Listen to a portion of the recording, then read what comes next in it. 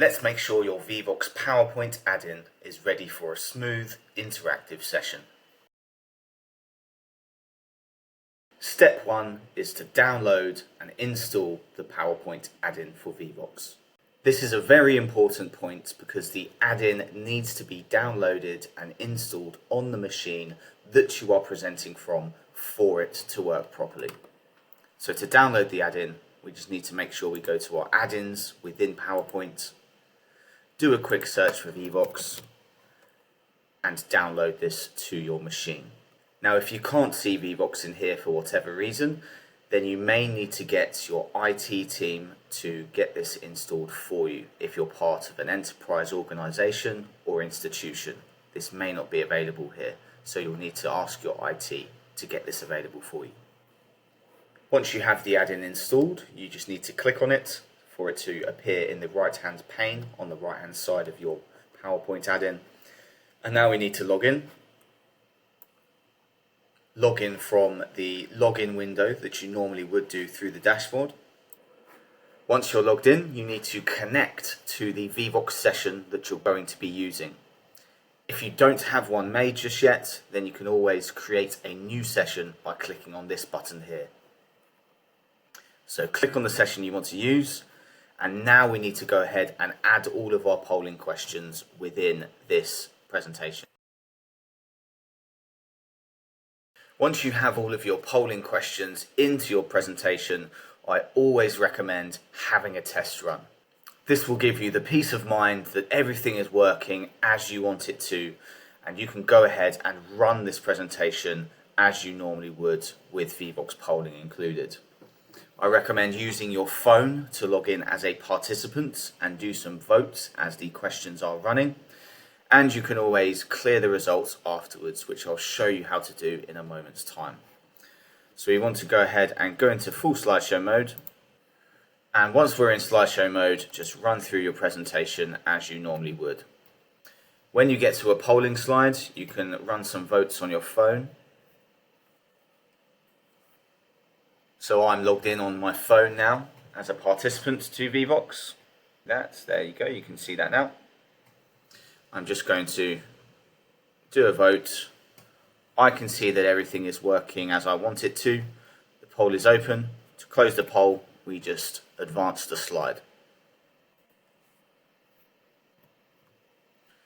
That will close the poll, and we can move on to the next part of our presentation. Here we have our second poll. I'm going to do a vote on my phone. And then I'm going to advance the slide to close the poll. And move on with the next part of our presentation. Now, once you've done your testing and you can see that everything is working correctly and the way that you want it to, we can go ahead and clear the results in the slideshow so it is fresh and ready for when we want to start for real. We can click clear slide results, and what we want to do is clear all of the results, not just on the current slide.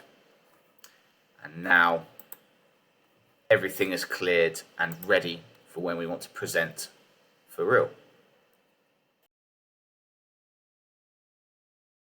A few hints and tips from me. I recommend keeping your PowerPoint polling deck nice and lightweight, so not a large file. Anything with too large a file and too many animations is going to slow down the presentation deck, which includes the live interactive polling which Vevox provides.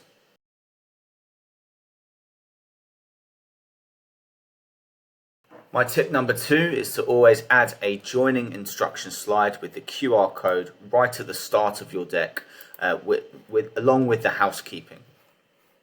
So all we need to do there is go to the start of our deck. We can say add joining instruction slide, and when you're connected to the session, it will automatically populate this slide with the designated QR code that is correct for this particular Vevox session.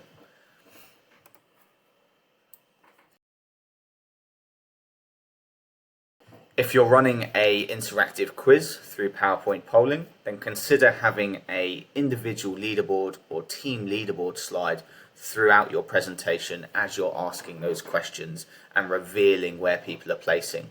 You can find out more about quizzing on our help site.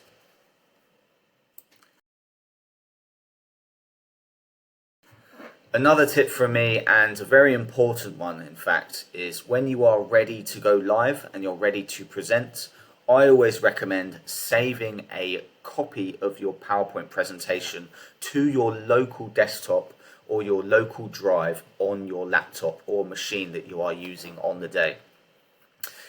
That's because if you are using a shared drive on something like SharePoint or anything similar to that, and you have multiple people connected to your PowerPoint presentation with multiple people with the Vevox add-in, then Vevox can get confused as to who is the main person connected and who is the main person running this PowerPoint polling.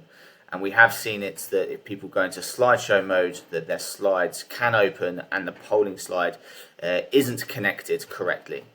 So I always recommend saving a copy if you're using an online version of PowerPoint.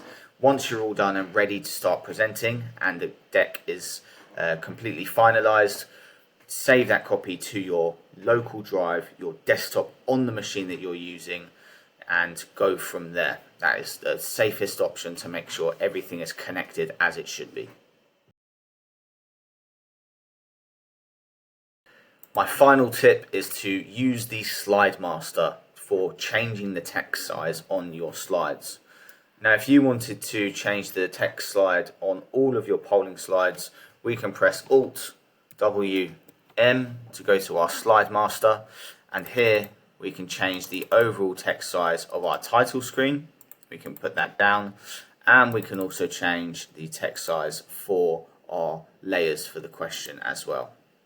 Now, if we press close, you'll see that that will update. You are now presentation ready with the use of Vevox polling. Follow this checklist for a smooth, interactive session every time. We'll see you on the next tips video.